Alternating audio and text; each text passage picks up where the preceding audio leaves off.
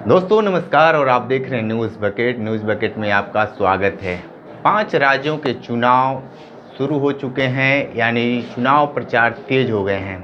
लेकिन हर प्रदेश में राज्य कर्मचारी हैं, केंद्रीय कर्मचारी हैं, लेकिन हर लोग यही आस में लगाए हैं कि जो पुरानी पेंशन और ओल्ड पेंशन की जो लड़ाई हो रही है, लगातार कर्मचारी लड़ रहे हैं। लेकिन क्या कुछ 2024 में राम भरोसे चुनाव होगा या केंद्रीय कर्मचारियों की जो मांगे हैं उसको देखते हुए होगा? हमारे साथ हैं शशिकांत श्रीवास्तव जी हैं। ये भी अपने जो कर्मचारी हैं उनकी बातों को बुलंदियों तक पहुंचाते हैं और ये भी संघर्ष करते रहते हैं। ये बताइए कि चुनाव परिणाम ये पिछले साल तो आप देख भी किए, 5 राज्यों में चुनाव भी हो रहे हैं, तो आप लोग क्या उसको सेमीफाइनल मानकर लोकसभा चुनाव 24 को फाइनल मानते हैं? लेकिन जो आप लोगों की लगातार जो मांग कर रहे हैं और संघर्ष भी कर रहे हैं, और जितने बड़े तादाद में केंद्रीय कर्मचारी हैं, राज्य कर्मचारी हैं, तो आप लोगों की कहीं ये सरकार अनदेखी करके राम भरोसे चुनाव तो नहीं लड़ेगी? देखिए, ये बात आपका कहना सही है कि अगर कोई राष्ट्रीय मुद्दा है तो जब चुनाव का समय आता है तो लोगों की अपेक्षाएं बढ़ जाती हैं कि हमको सरकार कुछ ऐसी चीज़ें देंगी जिससे हमें लाभ होगा। ओपीएस की बात है, जहाँ तक ये कोई हमारा मुद्दा नहीं है, ये सुविधाएं हम लोग को मिल रही थी। गवर्नमेंट ने नई योजनाएं चलाई, अपनी न्यू पेंशन स्कीम चलाई एनपीएस, उसके परिणाम सामने आए और ये दिखने लगा कि ओपीएस में जो हमको लाभ मिलता था वो लाभ एनपीएस में नहीं मिल रहा है, जिसके मांग हम लोग लगातार करते चले आ रहे हैं। संघर्ष काफ़ी लंबा हो गया है, निश्चित रूप से संघर्ष किए हुए आज 10 साल लगभग पूरे हो रहे हैं। 13-14 से हम लोग संघर्ष करते चले आ रहे हैं। दिल्ली तक हम लोगों ने साइकिल रैली की, पदयात्रा किया। अब रामलीला मैदान में को भी हम लोग जो है काफ़ी रूप से भर चुके हैं। आपने जहाँ तक कहा 5 राज्यों का चुनाव हो रहा है, वहाँ राम भरोसे सरकार उस पर निर्भर कर रही है कि हम लोग का ध्यान दे रही है। देखिए, चुनाव के समय में हम ये बात तो नहीं कह सकते कि सरकार हमारा ध्यान नहीं दे रही है। सरकार के तरफ से भी तमाम स्टेटमेंट आ रहे हैं। आपके मीडिया के साथियों ने भी इस बात को कहा कि सरकार ये योजना लाना जा रही है, वो योजना लाना जा रही है। मतलब कुल मिला के हम लोग के पक्ष में ही बोल रही है, लेकिन सकारात्मक, और इसको तब तक हम ये नहीं मानेंगे जब तक हम लोग को आदेश नहीं मिल जाते हैं। 5 राज्यों के पूर्व के जो राज्यों में चुनाव हुए वहाँ आपने परिणाम देख लिया है। कहीं न कहीं इस बात को हम एश्योर हैं कि राज्य कर्मचारी हो चाहे सेंट्रल का कर्मचारी हो राज्यों में, वो अपने पेंशन के लिए जो है वो संघर्ष के लिए तैयार है और अपनी अपेक्षा के अनुरूप ही चलना चाह रहा है। अगर सरकार इस पर ध्यान नहीं देगी तो उसको इस बात से तैयार रहना चाहिए कि दोबारा ही शायद सत्ता में हो। आप ये बात बता रहे हैं, लेकिन इस समय देखा जा रहा है कि प्रधानमंत्री नरेंद्र मोदी शंकराचार्यों के पास जा रहे हैं और वहाँ पे से सिर्फ ये दिख रहे हैं कि एक तरफ शंकराचार्यों की तरफ जाना और दूसरी तरफ केंद्रीय कर्मचारी, राज्य कर्मचारियों को अनदेखा करना।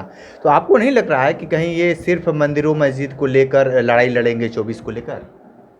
देखिए, शंकराचार्य और मंदिर यह हमें एक तरीके से शिक्षा देता है, जो नीडी पर्सन होते हैं उनकी मदद करने की शिक्षा देता है।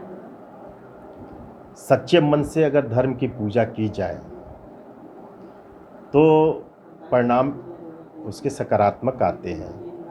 लेकिन यदि कोई एक अच्छा खासा संवर्ग जो कि सही बात को कह रहा है कि आप स्वयं अपने को पेंशन लेंगे और नए जो है कर्मचारियों को पेंशन नहीं देंगे, तो मुझे कहने में कहीं गुरेज नहीं है।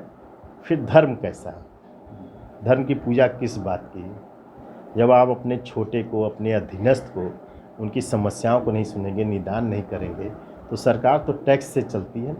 आम जन जो टैक्स देता है उस टैक्स को उन ज़रूरतमंद लोगों को पहुंचाया जाता है, और हम लोग को पहले से मिल रहा था। कोई ऐसी नई बात तो थी नहीं कि हम आपसे मांग रहे हैं कि आपके उस पर बोझ पड़ेगा।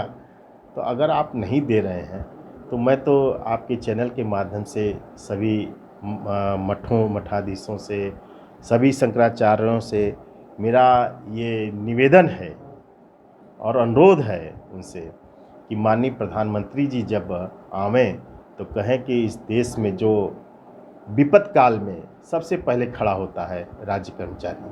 अब कोरोना बहुत बड़ा उदाहरण है कि आदमी अपने परिवार को और औलाद को नहीं छूता था और हमारा राज्य कर्मचारी चलकर पूरी सेवा करता था।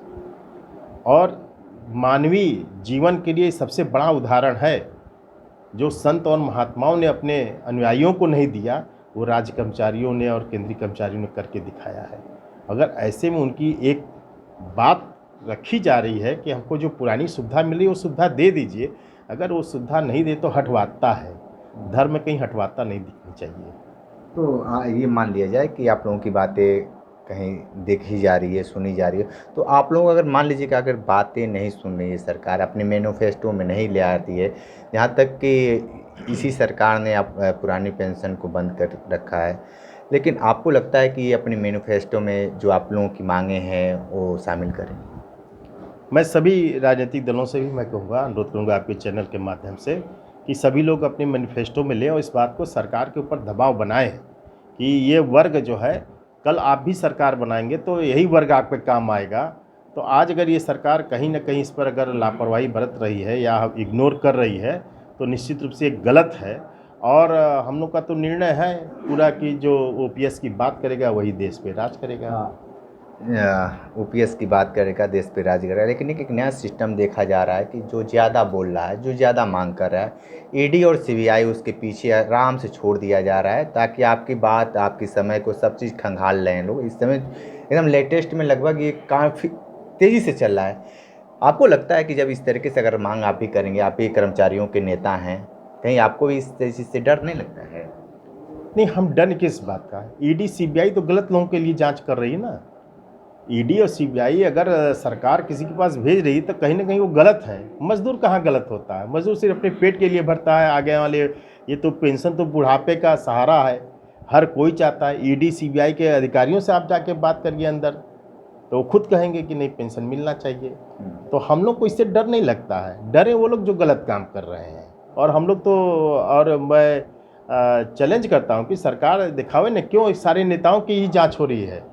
क्या सरकार इस बात को कह रही है कि आज आप सत्ता में हैं तो ईमानदार है, कल आप उतरेंगे तो आपका ईडी सीबीआई जांच करेगी? आप यही तो शो कर रहे हैं कि पहले के लोग जो सरकार चलाए हैं वो जो है लोग गलत थे, आप अपने को सही बात कर रहे हैं।